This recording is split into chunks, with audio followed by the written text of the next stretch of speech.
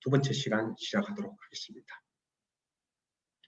첫 시간은 여러분 제가 여러 가지 여러분의 그 가치 선택에 대해서 말씀을 드렸고 어떻게 균형 있게 살아갈 것인가 이런 부분, 그 다음에 융합형 인재가 왜 필요한가에 대해서 배경 설명을 했습니다. 이어서 하도록 하겠습니다.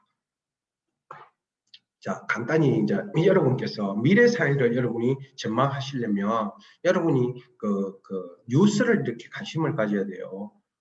여러분께서 뉴스라는 것이 여러분이 보고 싶은 뉴스가 있는데 지금 네이버에 가면 에어스라는 게 AIRS 뭐냐면 인공지능이 여러분이 뉴스를 조회하다 보면 여러분이 관심 있는 뉴스만 계속 제공하고 다른 뉴스들은 이렇게 여러분이 찾아서 보지 않으면 안 보게 됩니다. 그래서 뭐냐면 신문 같은 경우이니까 요즘 신문을 거의 보지 않는데 신문이라는 게 좋은 역할이 있습니다. 왜냐하면 신문은 일면 정치면부터 시작해갖고 사회면, 문화면에 갖고 종합적으로 이렇게 사회에 일어나는 이야기가 다루고 있습니다. 그래서 여러분께서 신문을 이렇게 세부적으로 보지 않더라도 여러분이 신문이 있다면 종이신문에 있잖아요. 그걸 갖다가 일면부터 이렇게 끝면까지 한번 넘겨보는 이런 활동들을 하는 것은 여러분에게 굉장히 도움이 될 것 같습니다.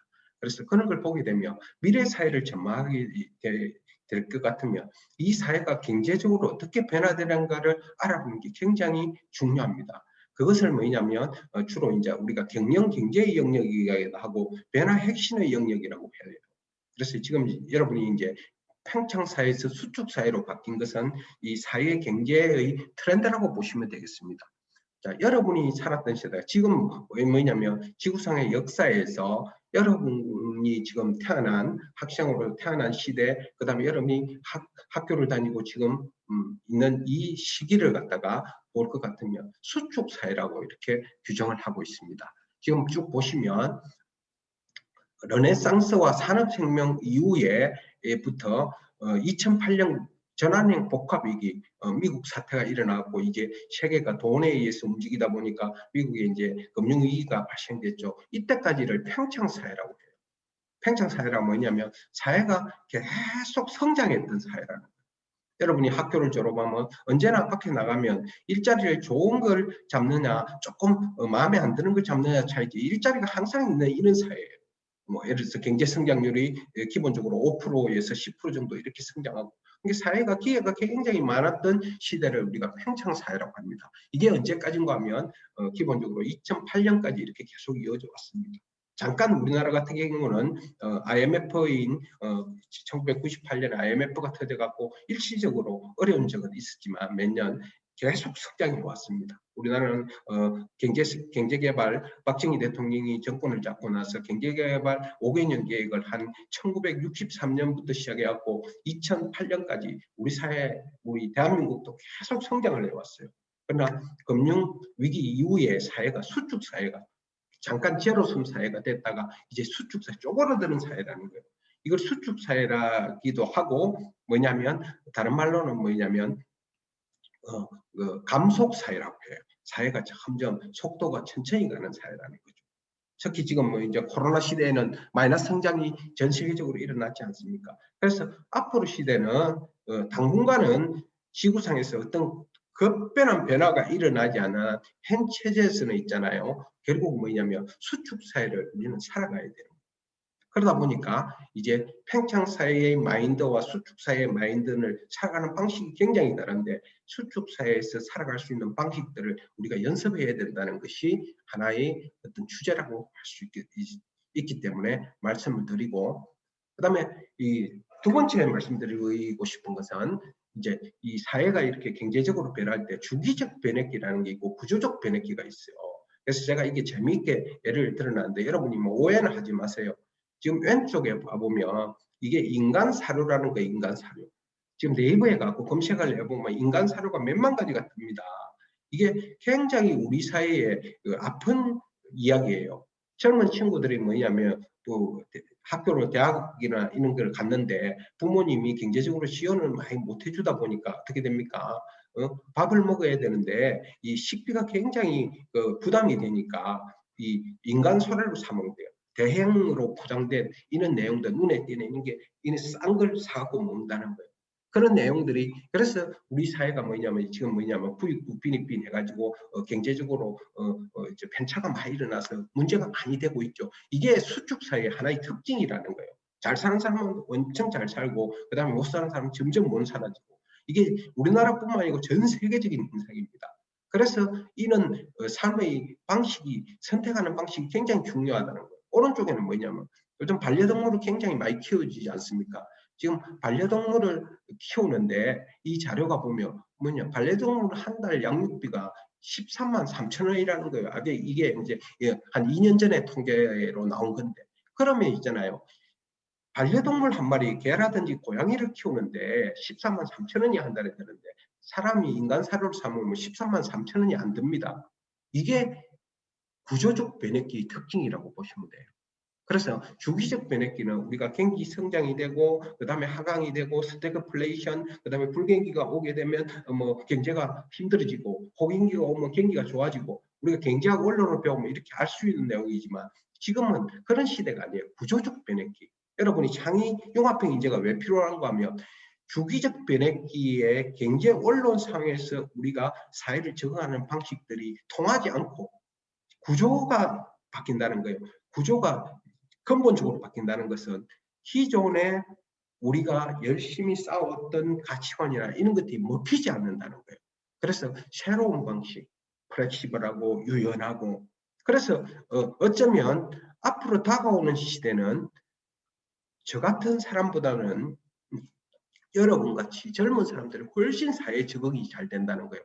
그리고 앞으로 살아야 될 세상은 제가 살아가는 세상이 아니라 여러분들이 원하는 세상을 만들어가는 거예요. 그게 구조적 변화기의 특징이라고 말씀드릴 수가 있습니다.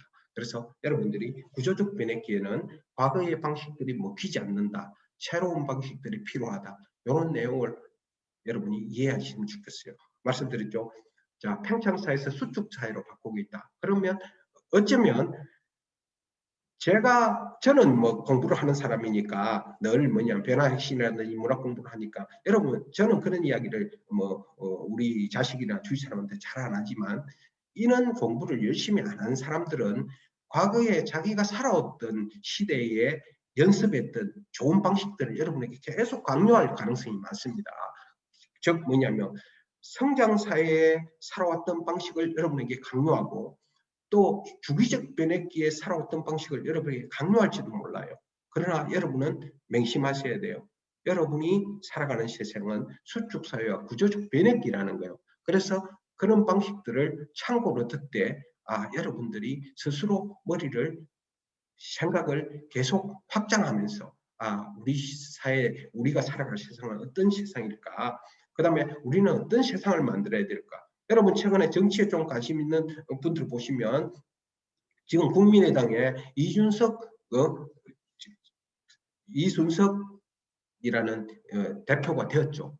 30몇 살에 이 친구가 한국의 정치사에 어떻게 그 여당 제일 야당의 야당의 100몇십 석을 가진 야당의 대표가 될 거라고 누가 생각했겠습니까? 그리고 전 세계적으로 보면 영국의 뭐 총리라든지 외국의 유럽의 젊은 총리라든지 사회가 뭐냐면 젊은 사람들이 대거 등장하고 있는 입장이에요. 그래서 이는 구조적 변했기에 여러분은 학교를 다니면서 그 다음에 여러분의 생각을 어떤 걸 해야 될 것인가 이런 부분에 대한 고민을 해보는 것이 중요할 것 같습니다. 다음으로 장으로 넘어가겠습니다. 독서, 모든 공부의 시작이 되는데 인생을 바꾸는 것은 뭐나 뭐뭐보다 뭐뭇이 있다. 여러분이 한번 잠깐 생각해 보십니다. 퀴즈 문제인데 인생을 바꾸는 것은 뭐뭐다. 뭐 힌트는 그때 있겠죠. 독서 모든 공부의 시작이다. 이런 게 독서와 관계되는 게 답일 것 같습니다.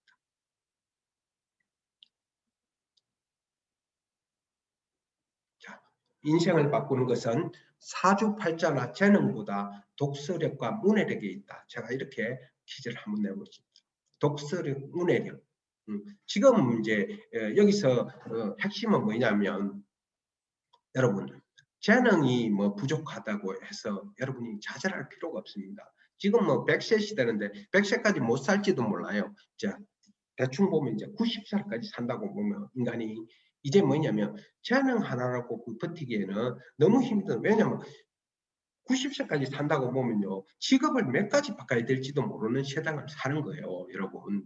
뭐 직장에 들어가도 지금 직장에 예를 들어서 60세, 65세까지 정년이 라는데 그 이후에도 60세에 그만둔다, 55세에 그만둔다, 많은 인생을 살아야 되는 거거든요. 그래서 여러분들이 여러분이 평소에 나는 다른 사람보다 재능이 없다 이렇게 생각하면 어쩌면 여러분 구조적 변혁이라는 것은요, 새로운 스타가 등장하는 거예요. 과거에는 있잖아요. 절제 성장 시대는 좋은 대학을 나오고 그 좋은 대학을 나온 간판을 가지고 오랫동안 이렇게 써먹었지만 지금은 뭐냐면 좋은 대학을 나왔더라도 솔직히 여러분 아시지만 인류대학이나 우리나라 인류대학 아이비리그를 나와도 제대로 직장을 못 찾는 사람이 많은 시대가 지금이에요. 그 외에 예를 들어서 뭐 여러분이 아시다시피 있잖아요. 지금 게임 회사라든지 이런 회사들 보고 하면 뭐 대학교 중퇴해갖고 이거 게임 회사를 만들어갖고 방시혁 BTS 나온 그 뭡니까 그 형님이 하는 방준혁 회사라든지 이런 부분들이 뭐 그런 분들이 다 대학 중퇴하고 이렇게 회사를 취해갖고 성공하고 이런 거고, 그다음에 고등학교를 나와갖고도 성공할 기회가 많이 있고 전문성이 있다면 고등학교 중퇴를 하고 또 뭐 이렇게 회사를 취하고 성공한 사람들도 많이 있습니다. 그래서 그런 시대를 우리는 살고 있어요. 그런데 여러분이 좋은 대학을 가야 된다, 내가 좋은 대학 안 가면 내 인생이 끝난다, 이런 생각에 머물러 있으면 그만큼 여러분이 구조적 변혁기에 적응을 못하고 있다고 보시면 돼요. 뭐 공부를 잘하는 친구가 예를 들어서 나는 좋은 대학을 가가지고 거기서 경쟁을 해갖고 내 길을 가겠다 그런 친구는 그렇게 가면 될 것이고, 그다음에 뭐 나는 한국에서 고등학교만 졸업하고 미국에 뭐 유학을 가가지고 내 인생을 펼치고 싶다 이런 사람은 그런 길을 가면 되는 거예요. 그럼 공부에 내가 지금 당장 재미도 없고 경쟁력이 없다 이런 사람은 어떻게 해요? 구조적 변혁기잖아요. 새로운 세상이 오고 있습니다. 여러분이 공부에 이 대한민국이라든지 전 세계에서 평가하는 학력 평가에서 성적이 여러분이 뛰어나지 않더라도 여러분이 아까 이야기했잖아요. 에너지 총량 관리를 잘하고 여러분에게 가치 있게 의미 있는 삶을 추구하려고 이렇게 찾아보다 보면 여러분의 에너지 총량을 그쪽에 잘 투입하다 보면 여러분이 얼마든지 여러분 인생을 여러분이 원하는 방향으로 살 수 있는 시대가 왔다는 것은 여러분에게 큰 기회라고 보시면 될 것 같습니다. 그래서 그렇게 하시려면 뭐냐면 여러분이 공부는 학교 공부의 성적은 베스트가 아니더라도 여러분이 기본적으로 독서력과 문해력을 가져야 된다. 독서력은 뭐냐? 여러분이 살아가는데 삶의 소양이죠. 영양소예요. 비타민과 같은 거예요. 여러분이 어떤 일을 하든 간에 여러분께서 소양이 있어야 됩니다. 그렇게 되면 뭐입니까?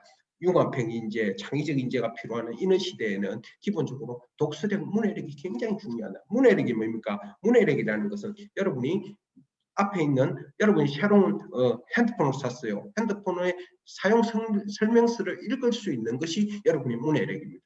새로운 게임이 왔습니다. 여러분이 일본 만화를 봅니다. 웹툰을 볼 때 일본어로 어느 정도 이해하는 게 문해력이에요. 이 문해력이 굉장히 중요해요. 그래서 이 문해력이라는 것은 여러분 지식의 학벌이 높다고 문해력이 꼭 높다고 볼 수는 없습니다. 왜냐하면 학교라는 것은 대학은 전공은 내가 이래서 경영학을 간다. 경영학에서 기본적으로 배우는 거예요. 내가 중문학과를 간다. 중문학에서 배우고 내가 기계공학을 간다. 기계공학에 대해서 배우는 겁니다. 기계공학을 배운다고 해서 문해력이 탁월하지는 않지 않습니까? 이 시대에 새로운 정보들이 계속 나오고 사회 트렌드가 계속 바뀌고 구조적 변화에 끼고 이런 사회에서 필요한 역량들은 계속 바뀝니다. 그래서 지금 필요한 것은 평생 학습 역량을 가진 사람이 굉장히 앞서가는 시대예요.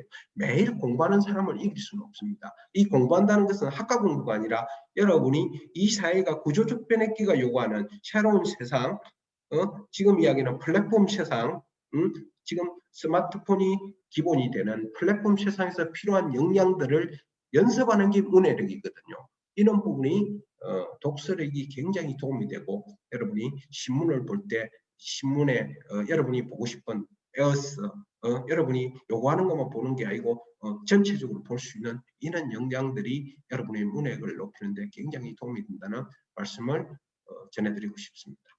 참고로 해주시면 좋겠고, 그래서 이제 이 비트겐슈타인이라는 이 철학자는 이런 용어를 남겼어요. 그 사람 책에 나오는데 내 언어의 한계는 내 시계의 한계를 의미한다. 여러분 한번 생각해 보세요. 여러분 주위에 여러분 친구들을 보시라고요. 여러분 친구들 중에 학교 와가지고 주로 언어를 쓰고 이 언어가 언어 줄임말 있잖아요. 언어 그다음에 축약을 쓰고 그다음에 주로 이제 학교 와가지고 주로 저속한 말을 계속 쓰는 친구들은 아름다움을 표현할 때, 그래서 여러분이 하늘을 보고서 여러분이 하늘이 지금 파랗습니다. 하늘의 파란 색을 보고 여러분이 그 파란색의 아름다움에 대해서 여러분이 표현을 하라 이러면요, 이게 연구 결과입니다. 언어를 주로 쓰고 욕을 많이 하는 친구는요, 이 아름다운 경치라든지 자연의 지금 문제, 청록색이 있다, 푸른색, 녹음을 보고서 그 녹음에 대해서 다양한 표현을 해봐라 이렇게 되면요, 언어를 주로 언어를 쓰고 줄임말을 주로 쓰고 그다음에 예를 들어서 저속한 말을 주로 쓰는 친구는 거의 표현을 못한다는 거예요. 그러나 그 문해력이 바탕이 된 친구들은 다양하게 그 언어를 표현하는 거예요. 자, 그러면 결국 이 이야기를 다른 말로 해보자. 언어의 한계는 내 세계의 한계를 의미한다. 인간은 자기의 생각을 언어로 표현하는 존재입니다. 그래서 내가 표현할 언어가 주로 몇 개 없다는 것은 내가 상상할 세계도 거의 없다는 거예요. 우리 뭡니까? 자연을 본다. 인간은 뭡니까? 여러분과 제가 태어나면 어떻게 됩니까? 엄마, 아빠부터 언어를 배우는 거예요. 그리고 학교를 다니면서 여러분이 기본적으로 한글을 배우고 그리고 영어도 배우고 이러면서 그 표현의 방식들을 계속 늘어나는 거예요. 소설가라든지 시인들은 하루에 새로운 단어를, 좋은 소설을 쓰기 위해서 어떻게 합니까? 하루에 새로운 단어를 30가지, 50가지씩 계속 공부합니다. 그래야만이 좋은 문장 표현이 나오는 거죠. 내 언어의 한계는 내 세계의 한계를 의미한다. 또 다른 표현이에요. 우리가 세계 여행을 갑니다. 왜입니까? 세계 여행을 가면 본 것이 많습니다. 본 것이 많기 때문에 다른 표현이 나오는 거예요. 여러분도 책을 자꾸 읽게 되면 어떻게 됩니까? 책에 나오는 아름다운 문장을 자꾸 표현하게 돼요. 아름다운 문장은 뭡니까? 세계적으로 유명한 그 대가들이 그 아름다운 문장을 쓰는 거예요. 철학을 공부한다. 그러면 인간의 삶의 근본적인 고민이라든지 질문, 그 다음에 해결책에 대해서 평생 동안 연구한 그 철학자의 깊이 있는 사유의 세계가 언어로 표현되어 있어요. 이걸 내가 아는 거하고 모르는 거하고 하늘과 땅 차이거든요. 그래서 여러분께서는 독서를 하면서 아까 문해력이라는 게 뭡니까? 문해력이라는 것이 제가 이제 말씀드리면 제가 지금 강의를 여러분하고 이제 90분 동안 강의를 하는데 제가 이 강의를 하면서 많은 단어를 사용하고 있습니다. 그 단어 중에 여러분이 알고 있는 단어도 있고 처음 듣는 단어도 있을지 몰라요. 그러면 여러분이 단어를 많이 알면 알수록 여러분의 세계의 한계가 확장되고 넓은 거예요. 그러나 내가 기본적인 단어를 내가 고등학생이나 중학생으로서 기본적인 습득의 애들 단어를 모르게 되면 세상을 접할 때 계속 내 언어의 한계에 의해서 내가 해석할 수 있던 것도 달라진다는 거예요. 제가 조금만 더 보충 설명하면 지금은 이제 주로 한자를 안 배우는 시대인데 지금 우리가 사용하는 한글은 70%가 한자에서 차용한 거라는 거예요. 그러면 예를 들어서 여러분이 A4 용지에 있는 새로운 지식을 이렇게 새로운 글을 이해해야 된다고 보면 한자를 그게 한글로 되어 있는 지금 우리말로 되어 있는 A4 용지 한 장이라고 보고 있습니다. 그러면 한자를 조금 예를 들어서 한자를 1,500단이냐 1,800단을 아는 친구들은 그 A4 용지 한 장을 우리나라 글을 해석하는데 30분, 10분이 걸린다면 한자를 모르는 친구들은 20분, 30분이 걸릴 가능성이 많아요. 왜냐하면 한자를 이해하는 것은 70%가 한자에 차용되기 때문에 빨리빨리 이해가 가능한데 한자를 모르는 사람은 그 용어를 이해하는데 어렵거든요. 이게 내 언어의 한계가 내 세계의 한계에 의미한다고도 관계가 된다고 볼 수 있어요. 그럼 여러분이 독서를 통해서 평소에 여러 가지 다방면의 독서를 통해서 여러 가지 내용을 많이 아는 분들은 책을 읽을 때 문해력이 굉장히 빠른 거예요. 정보를 습득할 때도 다른 사람 이야기 들을 때도 굉장히 이해력이 빠르겠죠. 이런 내용들을 이제 비트겐슈타인은 이런 식으로 표현해 놨습니다.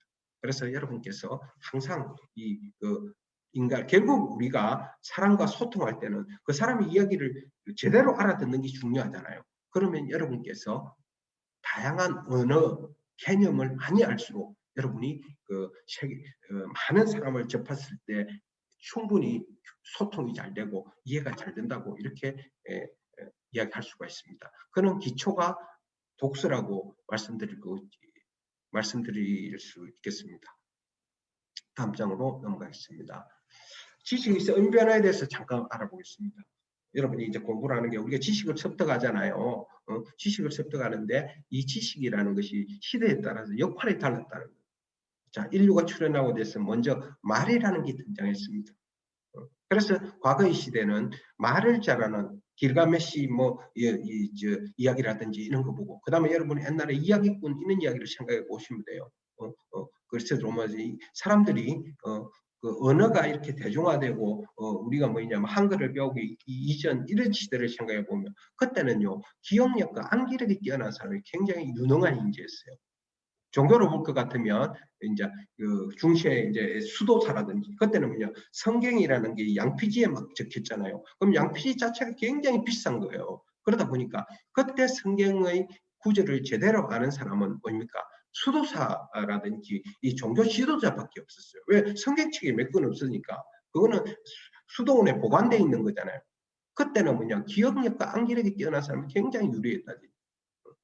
그걸 전달할 수 있고. 근데 이제 쭉쭉 사람들이 말만 하다 보니까 이제 불편하고 언어를 만든 거거든요. 왜냐하면 말은 기억하지 않으면 달아나 버리기 때문에 각 민족이 언어를 만들고 이제 어느 민족이 문자를 만들고 나서부터는 이제 뭐냐면 막 외워야 되는 것도 중요하지만 그때는 뭐냐면 우리가 못 외우더라도 책이라든지 자료로 남아있기 때문에 그때는 습득력과 이해력이 뛰어난 사람들이 굉장히 유능한 인재였어요. 지금 우리 학교 교육도 마찬가지예요. 지금 뭐 예를 들어서 뭐 우리가 수능을 친다 이러면 그 점수를 푸는데 1등급 받기 위해서는 습득력과 이해력, 암기력이 뛰어나야 되거든요. 이런 사람들이 유능한 인재예요. 그러나 이제 뭐냐면 점점 지식이 공개되고 대중화되고 모든 자료가 빅데이터에 올라가 가지고 조회만 하면 탁 튀어나오는 이런 시대에 사실은 습득력과 이해력도 중요하지만 이제는 뭐냐 편집력과 창의력이 더 중요하다는 거예요. 갖고 있는 정보를 어떻게 잘 해석하고 재구성을 하는가 이런 것들이 필요한 시대가 지금이고 이게 이제 어떤 지금 이야기하는 창의융합의 역량과 같아요. 그럼 미래는 그 다음에는 뭐가 중요할까? 여러분 시대는 여러분이 만들어가는 세상이라고 보고 있습니다. 그래서 이 시대의 배경에서 지금 창의융합, 통섭 이런 단어가 자꾸 뜨는 것은 지금 시대에 필요한 역량, 지금 시대를 살아갈, 앞으로 시대를 살아갈 사람들한테 핵심적인 역량과 관계되는 거예요. 이런 역량을 가질 때 여러분이 주도적인 삶을 살 가능성이 많아요. 그래서 이 새롭게 등장하는 단어에 대해서 왜 등장하는가 이런 부분을 한번 쳐다봤으면 여러분이 주의 있게 봤으면 좋겠습니다. 그 다음에 이제 독서와 생각의 발전 3단계를 참고로 한번 보겠습니다. 이거는 제가 만든 내용인데 여러분이 참고로 얘기해 보세요. 간단히 설명하고 하겠습니다. 저는 이 공부를 하면서 어떤 생각을 하는가 하면 남들이 저한테 지식을 남겨준 것도 좋지만 제가 제 나름대로 생각해 보려고 책을 읽으면서 그래서 인간이 생각을 통해서 만물의 영장이 됐다. 그럼 생각의 발전은 어떻게 이루어질까? 제가 이거는 제 이야기가 뭐 옳지는 않으니까 여러분이 참고로 하시라는 거예요. 그래서 제가 어느 날 이 고민을 하다가 몇 년 동안 고민하다 이런 자료를 만들어 봤어요. 생각은 생각 중요하지. 그럼 생각이 우리가 생각하는 거에 이제 이 뇌과학을 연구한 사람들을 보면요, 이렇게 표현을 해놨어요. 인간의 생각 중에서 80%에서 85%는 어제 한 생각과 똑같다는 거예요. 이게 별로 85%는 쓸모없는 생각이라고 우리가 이해할 수도 있는 거예요. 왜? 했던 생각을 하고 새로운 아이디어는 없으니까. 그래서 생각 중에서 20%의 좋은 생각이 아이디어라고 할 수 있습니다. 그래서 이 좋은 생각은 아이디어는 적어놔야 되는 거죠. 그래서 여러분께서 항상 여러분 지금 이제 우리 청소년들이 뭐 머리가 좋아서 그런지 자료가 언제나 있기 때문에 그런지 메모를 잘 안 해요. 그래서 앞으로 여러분이 이 뭐냐면 융합형 인재가 되기 위해서는 꼭 부탁드리고 있습니다. 항상 다른 사람을 만나거나 강의를 듣거나 이럴 때 메모 습관이 굉장히 중요해요. 여러분이 머리가 좋더라도 메모를 계속 하셔야 돼요. 왜?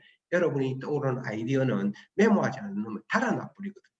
그럼 그 좋은 아이디어가 메모하지 않으면 달아나 버리면 다시 생각을 하면 생각이 거의 안 납니다. 그래서 그 20%의 좋은 생각을 여러분이 답을 찾기 위해서 고민하는 과정을 사고의 과정이라고. 그래서 생각이 발전하려면 생각에서 사고의 과정으로 가야 돼요. 그때 필요한 활동들이 사유, 성찰, 산책 이런 활동들이에요. 그 다음에 이게 사고가 이제 쌓이게 되면 어디로 가는 거면 자기 기준을 갖게 돼요. 자기 기준. 그게 뭐냐면 예를 들어서 여러분이 인문학이 왜 이 시대에 중요하다. 그 다음에 그래서 융합행위제가 왜 중요하다는 여러분 개념을 갖고 있으면 훨씬 적용하기 쉬워요. 근데 다른 사람 이야기로는 참고 자료 시험 칠 때만 필요한 거예요. 그러나 여러분이 선택을 해야 될 때는 매 순간 선택하지 않습니까? 에너지 총량을 버티기 위해서. 그러면 여러분 기준을 가져야 되는데 그 기준이 자기 기준이에요. 그러면 그 자기 기준은 스스로 판단하고 선택하는 데 도움을 엄청 주고 복잡함을 단순함으로 전환시켜줘요. 남들이 떠드는 게 중요하지 않아요. 내 생각으로. 그렇다고 이 자기 기준으로 가게 되면 분류화를 할 수 있어요. 저 이야기가 어디 속한다. 이렇게 되거든요. 그러면 다른 사람한테 설명도 하고 설득도 가능하다. 그래서 여러분들이 항상 여러분이 좋은 생각이 있으면 생각을 사고로 발전시키고 사고를 자기 기준으로 가져가는 노력들을 자꾸 하는 것이 중요해요. 여러분이 지금 제 강의를 듣는 것도 융합행위제가 인문학과 어떻게 연결되는 여러분 기준으로 갖기 위해서 이 강의를 듣는 거예요. 그래서 여러분 그런 기준을 갖게 되면 좋고 생각을 깨우는 좋은 방법은 좋은 질문을 할 때 생각이 깨어난다는 것이고 그 다음에 사고를 발전시키기 위해서는 사고를 활성화하기 위해서 독서라든지 스승에게 배우는 게 가장 사고를 활성화시키는 좋은 방법이라고 선생들은 가르쳐주고 있습니다.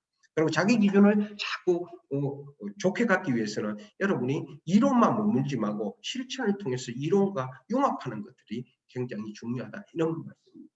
그래서 독서와 생각의 발전 3단계 말씀드리고 질문의 질이 생각의 질을 결정한다. 여러분이 질문이란 뭡니까? 생각을 많이 하고 사고를 많이 해야 좋은 질문이 나오거든요. 그래서 그럴 때 좋은 스승을 만날 가능성이 있습니다. 자기 기준은 세상을 해석하는 부엉이의 눈이다. 이렇게 나왔죠. 지혜로운 눈이라는 이런 뜻입니다. 다음 장으로 넘어가 보도록 하겠습니다. 자, 인문학에 대해서 간단히 알고 있는 내용 빨리빨리 정리하고 넘어가도록 하겠습니다. 자, 인문학이라는 건 사람을 이해하기 위한 언어, 철학, 역사, 문학, 예술 등에 대해서 배우는 학문이라고 말씀드렸습니다. 왜냐하면 다른 강사 지금 네 분이 강의를 하기 때문에 다른 분도 중복돼서 이야기를 하기 때문에 저는 빨리빨리 넘어가도록 하겠습니다. 그래서 인문학은 세상의 원리와 사람을 이해하기 위한 인간 고민의 총합이다. 자, 위의 이야기는 일반적으로 지금 인문학에 대한 종합적인 총론에 대한 설명이에요. 위키토피아라든지 가가지고 이런 데 주로 이제 나무위키나 이런 데서 설명했던 내용이고 두 번째 줄에 나온 것은 제가 해석했던 내 기준에 의한 인문학이 자, 이런 내용이 기본으로 되고 저는 인문학은 세상의 원리와 사람을 이야기하는 인간 고민의 총합이다. 이렇게 이해하는 거예요.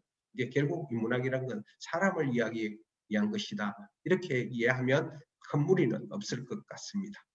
그래서 여러분도 여러분 자신에 대한 인문학의 정의를 했으면 좋겠어요. 자, 선조들은 어떤 질문을 했을까? 질문을 통해서 학문이 발전되었는데, 자, 크게 보면 지금 이제 인문학을 설명하기 위해서 이 용어가 필요한 게, 자, 자연과학이라는 게 있고 인문학이 있습니다. 자, 그러면 자연과학은 주로 주제가 세상은 무엇으로 구성되었는가요? 주로 화학, 지구과학, 양자역학 이런 것들이죠. 자, 눈에 보이는 실체들이 무엇으로 구성됐는가 이걸 연구한 게 자연과학의 영역이고 그럼 인문학의 영역은 뭐냐면 인간은 누구이고 무엇으로 사는가에 대한 연구라고 보시면 돼요. 그래서 우리가 인문학을 공부하는 것은 잘 이해되지 않는 인간 사람이 잘 이해되지 않지 않습니까? 옆에 있는 친구도 이해가 잘 안 돼요. 왜? 어제는 이 행동했다 오늘은 이 행동하고 자기 자신도 이해가 잘 안 됩니다. 내가 오늘은 왜 갑자기 이상한 사람이 돼가지 그래서 지금까지 인류가 이제 문자가 예를 들어서 만들어지고 나서는 인간은 누구이고 무엇으로 사는가에 대해서 기록된 것이 우리가 인문학의 분야라고 보시면 될 것 같습니다.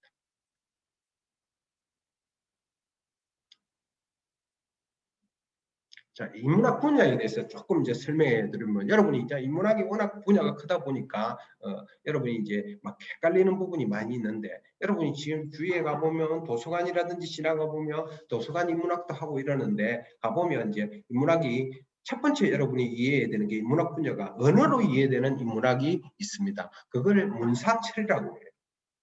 문학, 역사, 철학을 줄여서 문사철이라고 합니다. 이것이 실질적으로 인문학의 핵심 분야라고 보시면 되겠습니다. 이 분야가 인문학 우리가 공부하는데 대략 80%에서 90%를 차지한다고 보면 이해가 될 것 같습니다. 그 다음에가 두 번째가 뭐냐, 심미안으로 이해되는 인문학이에요. 여기는 뭐 미술, 그 다음에 건축, 음악 이런 것들이 나옵니다. 그래서 심미안은 아름다움을 살펴보는 안목이에요.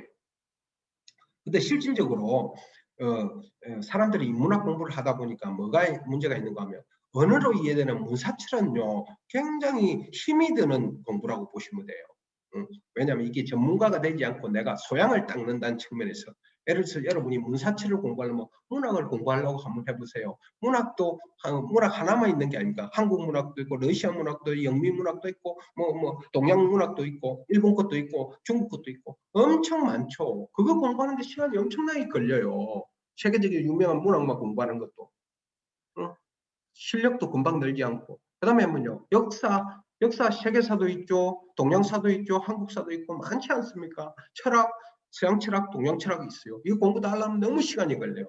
지치는 거죠, 사람들이. 그래서 인문학을 처음에 공부를 해보려다가 시작했다가 금방 포기합니다. 어려웠어.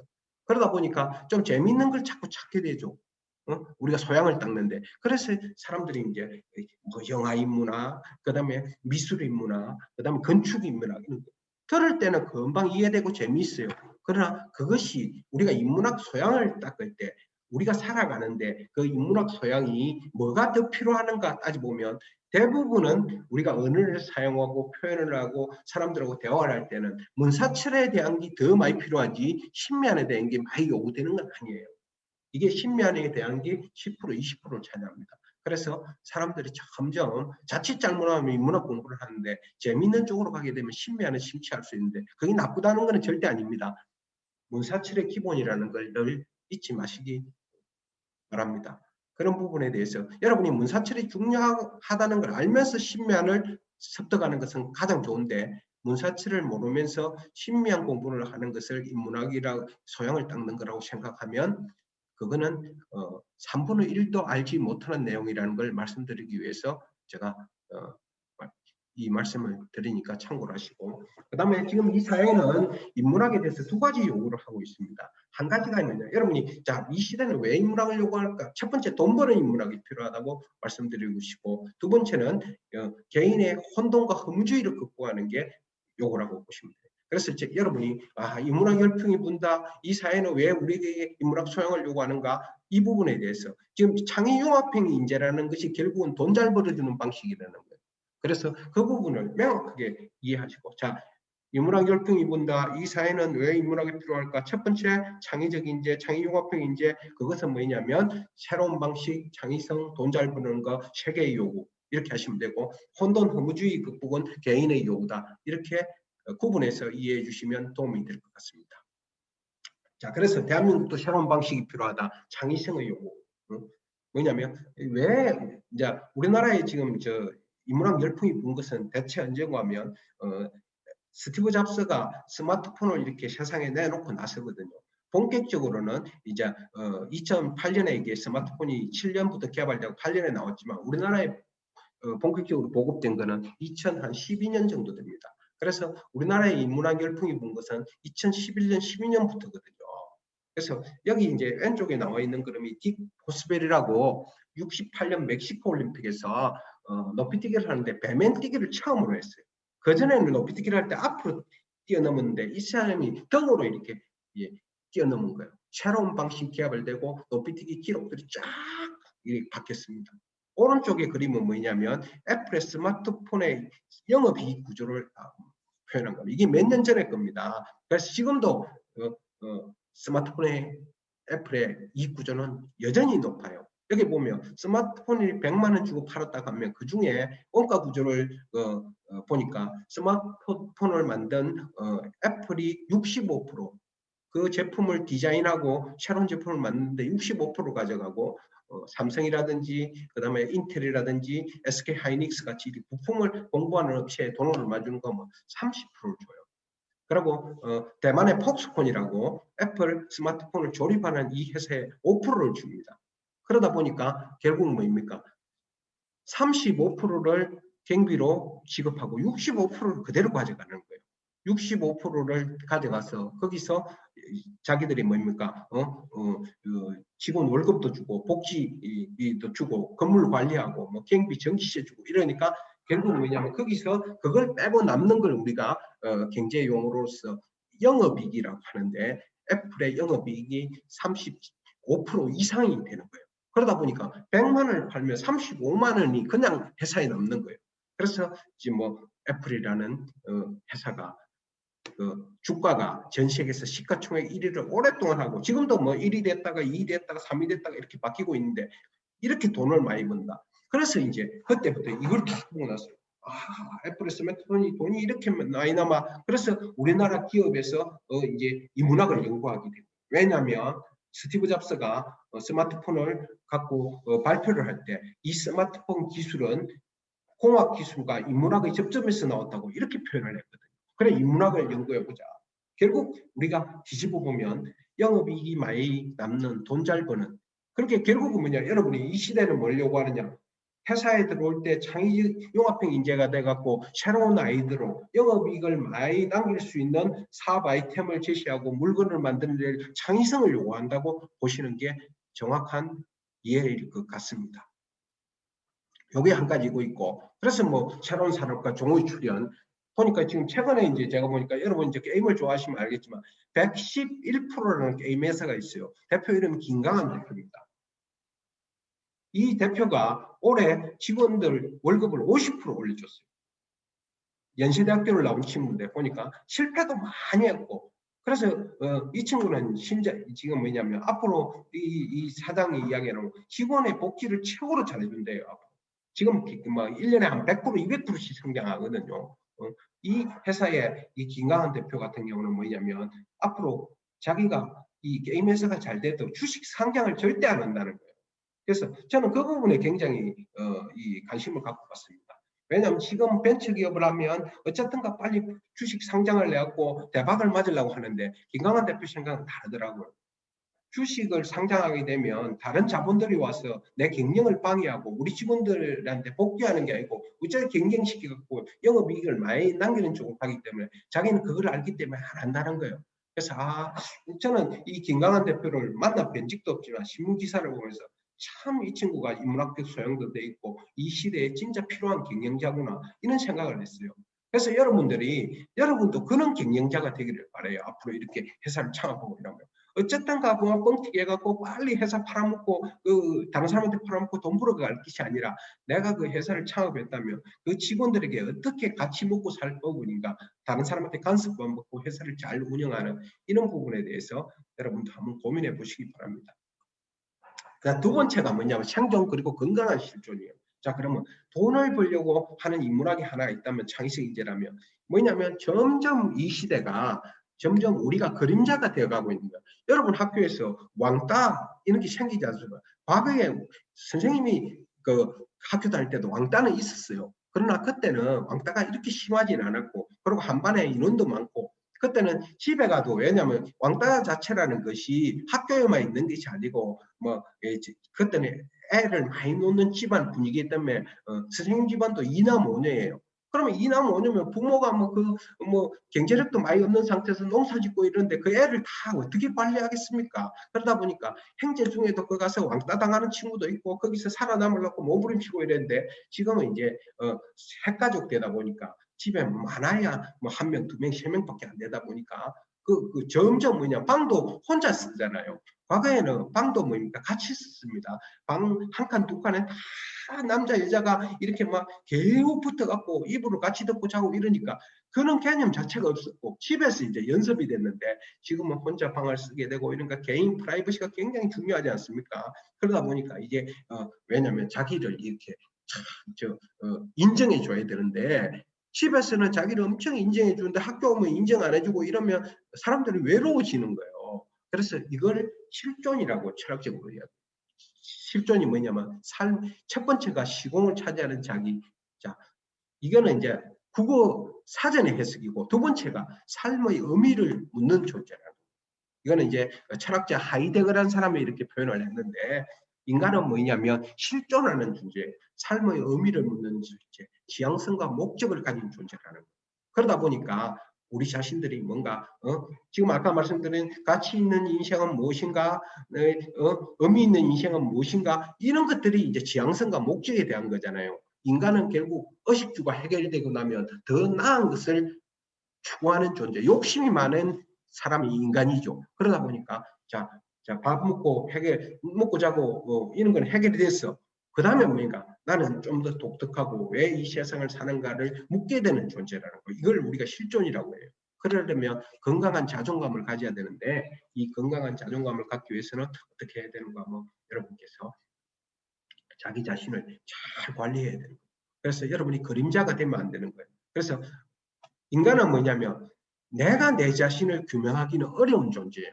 사람들은 자기 글을 잘한다고 하지만, 여러분이 지금 제 강의를 들으면서도 생각해 보세요. 나는 내가 뭐 대단하고 잘한다고 생각하는데, 인간은 뭐냐면 다른 사람이 나를 확인해 주지 않는다면 그 사람은 빈껍데기와 같은 존재예요. 왜냐하면 인간은 군집 생활을 하고 조직을 통해서 다른 사람의 글을 통해서 그 사람을 확인하는 거거든요. 그럼 여러분이 예를 들어서 가정에서 여러분이 태어나서 부모님이나 여러분이 가족이 여러분을 대단하게 취급하고 사랑하고 위대하고 너는 우리 집에서 진짜 보석 같은 존재다, 이러니까 여러분의 실존이 확인되는 거예요. 그런데 여러분이 집에 들어갔어. 부모님도 맞벌이하고 아무도 없고, 할머니도 뭐 또 어디 뭐 경로당에 가버리고, 이렇게 내가 아무도 집에 가고 없다. 여러분이 실존을 확인해 줄 사람이 없을 때 너무 외로운 거예요. 그리고 이제 뭐 집에 부모가 있다 하더라도 부모하고 대화가 잘 안 되고, 나는 오자마자 밥만 먹고 내 방에 들어가고 부모가 간섭하는 것도 귀찮다, 이렇게 하는 것도 실존 확인이 잘 안 되는 거예요. 그래서 학교에 오니까 친구들도 나를 인정 안 해줘. 잘 알아주지 않아. 그러다 보니까 인간이 점점 외로워지는 거죠.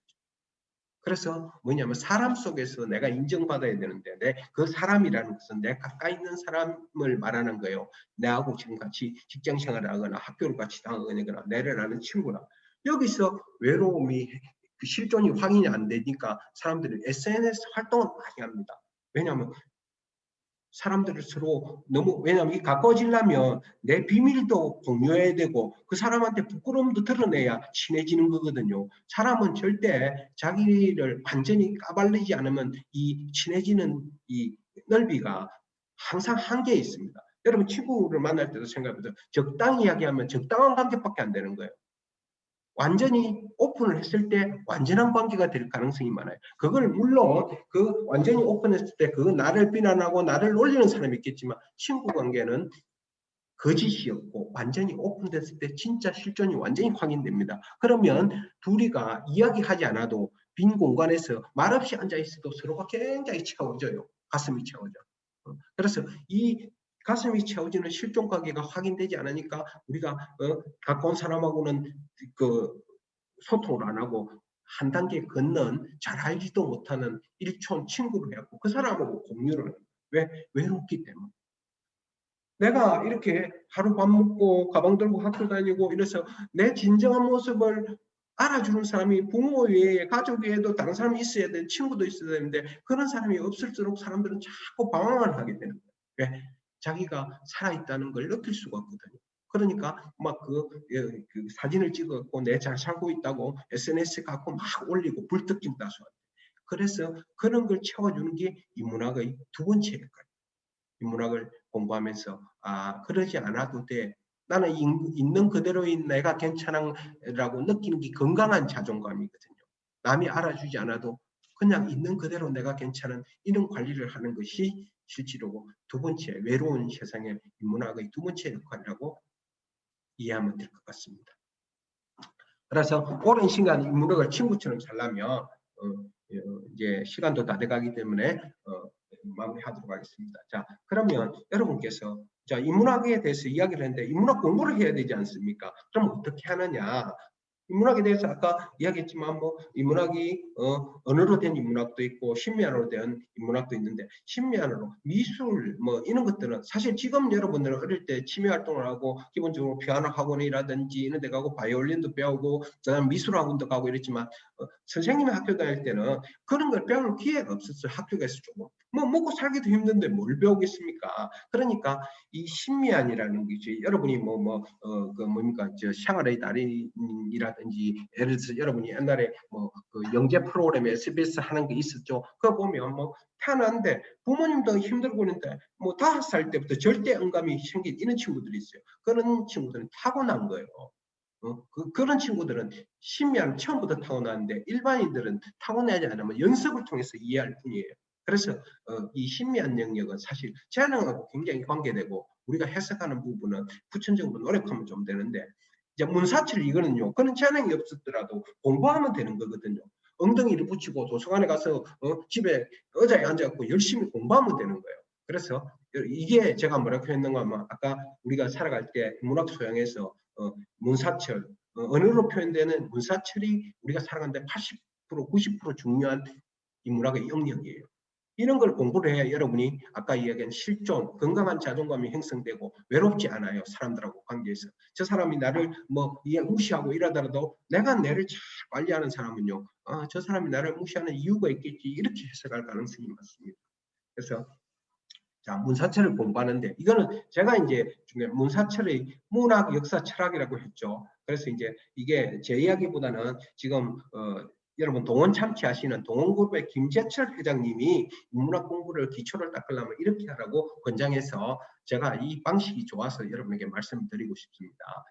무슨 내용인가 하면 자, 인문학을 기본으로 닦으려면 기본적으로 세계적으로 유명한 문학책 300권을 기본적으로 읽으라는 자, 그래서 문입니다. 두 번째가 문사철 600입니다. 그래서 문사철 600이 자, 세계적으로 유명한 역사책 200권을 읽으라는 거예요. 세 번째로 세계적으로 유명한 철학책 100권을 읽으래요. 그래서 문학책 300권, 역사책 200권, 철학책 100권 해서 이제 문사철 600이 되는 것입니다. 그래서 문학에서는 뭘 배워야 되냐? 글쓰기 능력과 관계돼요. 문학은.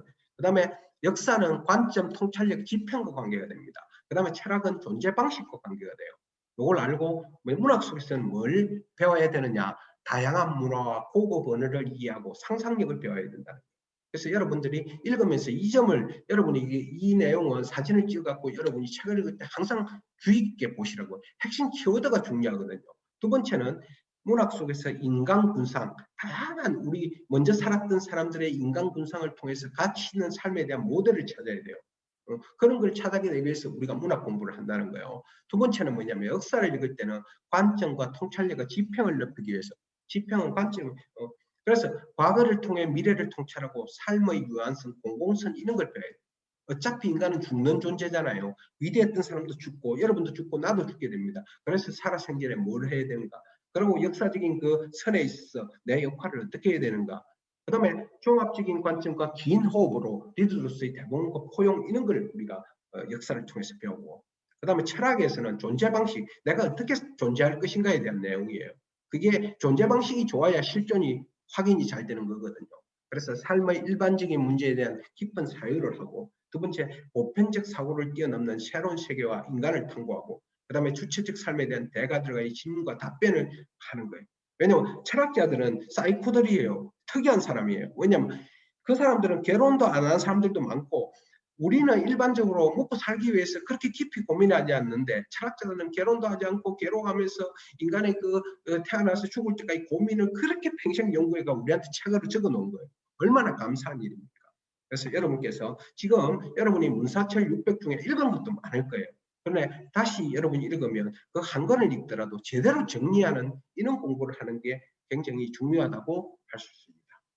시간이 다 됐기 때문에 오늘 강의는 이것으로 마치고 여러분들이 제 강의 외에도 다른 체분의 강의를 잘 들으면서 이번 2021년 청소년 강좌 들으면서 인문학과 미래, 인문학과 뭐 공부 여러 가지 이런 것을 통해서 여러분이 왜 이 시대가 인문학을 요구하고 있고 창의 융합형 인재를 요구하고 있고 그다음에 이 문학이라는 것이 지금 내가 살아갈 때 어떤 식으로 연구를 하는 것이 미래 구조적 변혁기 수축 사회를 살아가고 융합해 인재를 요구하는 데서 내 삶에 도움이 되고 점점 인간이 자기의 존재를 알아주는 사람이 없어져가는 이 외로운 인간 고독의 시대, 소외당하는 이 시대에 나를 바로 세우고 내 삶을 이 건강한 자존감으로 살 수 있는 이런 방식들을 여러분이 인문학 소양을 통해서 잘 닦아간다면 지금 비록 힘들고 이렇더라도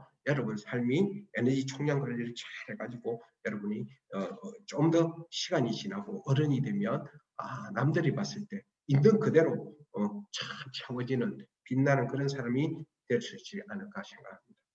부족한 강의 열심히 들어주셔서 감사합니다. 또 다음 기회에 뵙도록 하겠습니다. 감사합니다.